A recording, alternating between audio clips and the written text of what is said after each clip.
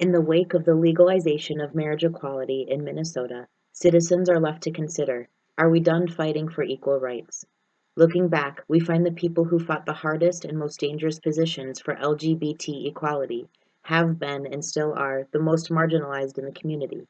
The poorest, youngest people are in the front lines, most often people of color, and very often they are transgender.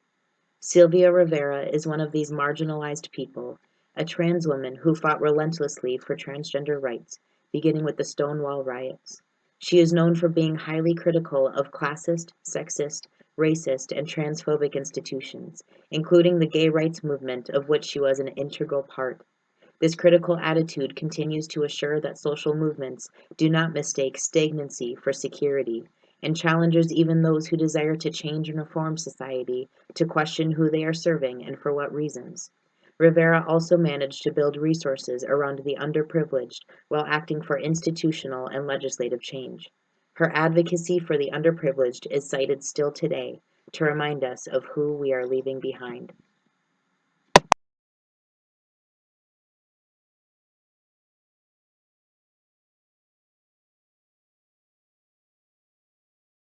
Magnus Hirschfeld, a German sexologist, first coined the term transvestite in 1910 to describe those that experienced a difference between their biological sex and their identified gender. He later introduced the more accurate term transsexual in 1923 to introduce the first two patients to undergo genital reassignment surgery, thus marking the beginning of the scientific and medical involvement with the treatment of transgender people. The current accepted term, transgender, did not appear until 1971, after the many waves of feminism began to scrutinize gender roles. This eve of scientific discovery in transgenderism was largely kept protected until the public outing of Christine Jorgensen as a male-to-female trans woman in 1952, causing great social concern and controversy over transgenderism. Many transsexuals in this time were homeless sex workers and in severe poverty, as well as facing great social violence and turmoil. As the civil rights movement, Vietnam protests, feminism movements, and gay rights movements began to escalate, many of these trans people organized and protested for these causes.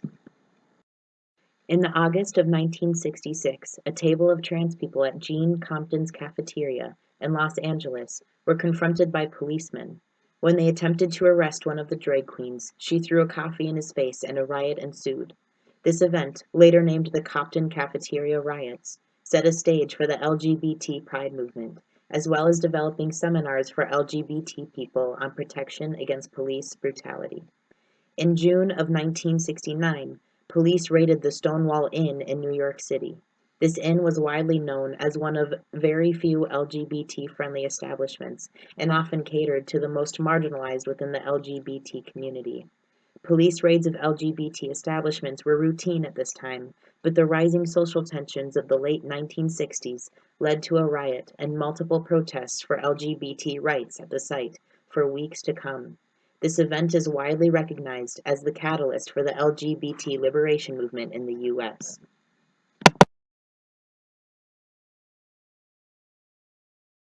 Sylvia Rivera, a Puerto Rican Venezuelan trans woman and activist, is known for throwing the first bottle at the Stonewall riots.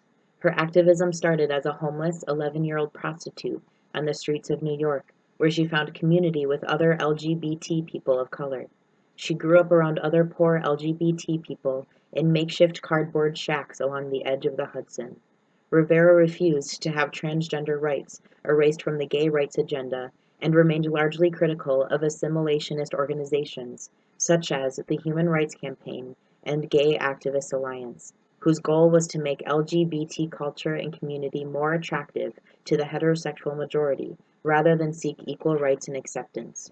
In 1971, the Gay Activist Alliance dropped portions from bills dealing with transgender protection to appeal to the majority, despite Rivera's and others' protests.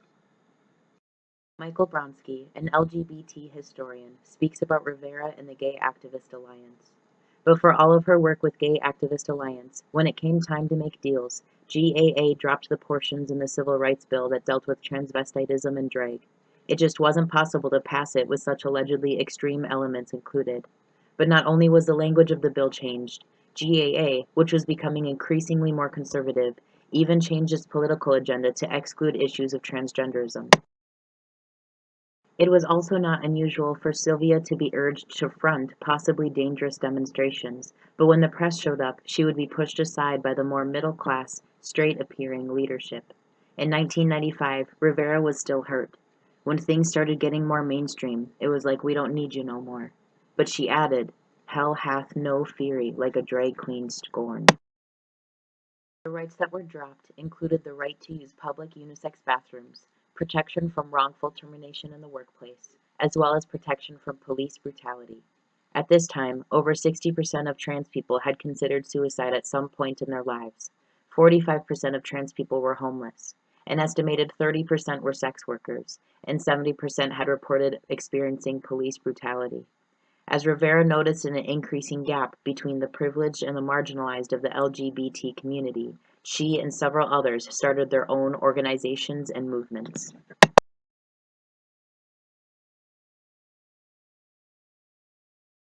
Rivera founded Street Transvestite Action Revolutionaries with fellow activist and trans woman Marsha P. Johnson in 1970.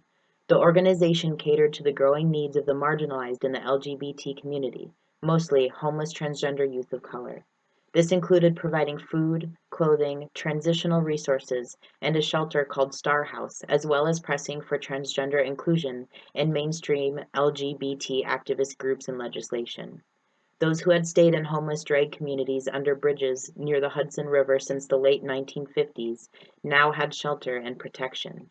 STAR ran successfully for more than 20 years under Sylvia Rivera and Marsha P. Johnson's leadership, until Marsha P. Johnson's death in 1992. Rivera was invited to give many speeches, participate in drafting legislation, and be interviewed for talk shows and documentaries nationwide concerning the Stonewall riots. Rivera spoke about the necessity for transgender people to reclaim their historical legacy as people in the forefront of the LGBT movement, and the pressing needs for inclusion of underprivileged LGBT people even today. In 2000, Sylvia Rivera went to the Millennium March in Italy, where she was deemed the mother of all gay people. 2001 marked the reinstating of STAR as an active political organization, and STAR went on to fight for the New York City Transgender Rights Bill and the Trans-Inclusive New York State Sexual Orientation Non-Discrimination Act. Rivera continued to provide resources for homeless LGBT youth and remained highly critical of the Human Rights Campaign and the Empire State Pride agenda for exploiting transgender people, neglecting their needs, and blocking transgender rights. Rivera died in February of 2002 due to the complications of liver cancer, but not before she met with Matt Foreman and Joe Gabars of the Empire State Agenda to negotiate trans inclusion in their political structure and agenda just days before her death. A few testimonies to her legacy are the Metropolitan Community Church of New York's food pantry and queer youth shelter named Sylvia's Place, as well as the Sylvia Rivera Law Project, dedicated to guarantee that all people are free to self-determine gender identity and expression, regardless of income or race, and without facing harassment, discrimination, or violence. In 2005, the corner of Christopher and Hudson Streets was renamed Rivera Way in her honor. This intersection is in Greenwich Village, the neighborhood in New York City where Rivera started organizing, and is only 2 blocks from the Stonewall Inn.